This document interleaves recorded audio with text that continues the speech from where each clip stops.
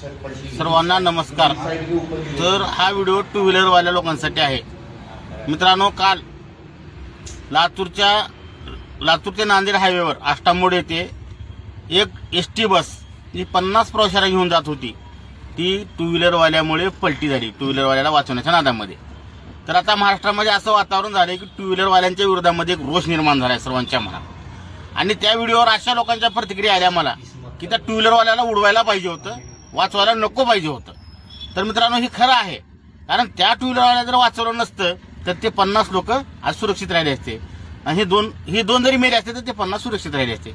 पण त्या ड्रायव्हरनं ते 10 लाख आणि 10 वर्षे सजा या गोष्टीला भिवून त्या 2 टू व्हीलर वाल्याला वाचवायच्या नादामध्ये एवढं मोठा अपघात करून ठेवलाय। तर आता माझी टू व्हीलर वाल्याला विनंती आहे की बाबा, तुमच्या बद्दल जे तुम्ही टू व्हीलरचे रॅश चालवता ना, त्यांच्याबद्दल इथल्या सर्व मोठ्या ड्रायव्हरच्या मनामध्ये रोष निर्माण झालाय।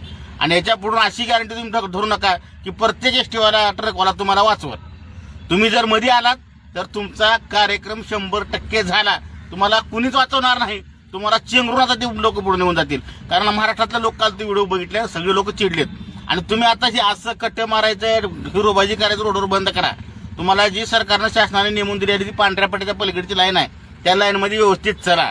आणि तुम्ही जर फास्ट लाईनला आलात आणि फास्ट लाईनला येऊन जर तुम्ही नाटकं जर केलात तर 100% तुमचा तो फायनल कार्यक्रम असणार आहे। माझी तुम्हाला कळकळीची विनंती आहे की हायवेवर चालत असताना जी शेवटची पांढरी लाईन असते, सलग लाईन, त्याच्या बाजूला एक 4 फुटाचा जो पट्टा सोडलेला आहे त्या पट्ट्यातून चला। नाहीतर तुम्ही आता टू व्हीलरवाले घेऊन ट्रकच्या एसटीच्या जर आडवं गेलात तर संभलं तुमच्या फोटोवर हार चढला म्हणून समजा। 100% ही गोष्ट अशी खोटी नाही, कारण खूप लोक संतापलेत कालच्या व्हिडिओमुळे। ती जर टू व्हीलरवाले त्या बसच्या आडवं गेले नसते तर एवढा मोठा अपघात घडला नसता। याच्या पुढून टू व्हीलरवाल्याला कुणीही वाचवायचा प्रयत्न करणार नाही, पाठीमागचे माणसं पाठीमागचा माल वाचवायचा प्रयत्न करतील। माझी तुम्हाला कळकळीची विनंती आहे, एक मोठा भाऊ म्हणून तुम्हाला सांगतोय की बाबा, ट्रॅफिकचे रूल्स क्रॉस करू नका।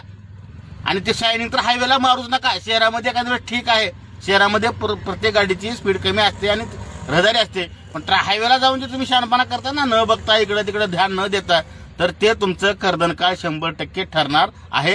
याच्या पुढून तुम्ही टू व्हीलरवाल्याने हायवेवर जात असताना 10 वेळेस विचार करा की आपण कसं जातोय काय नाही। आणि तुम्ही जर गेला शायनिंग मारायच्या नादात तर तुमच्या फोटोला 100% हार चढला।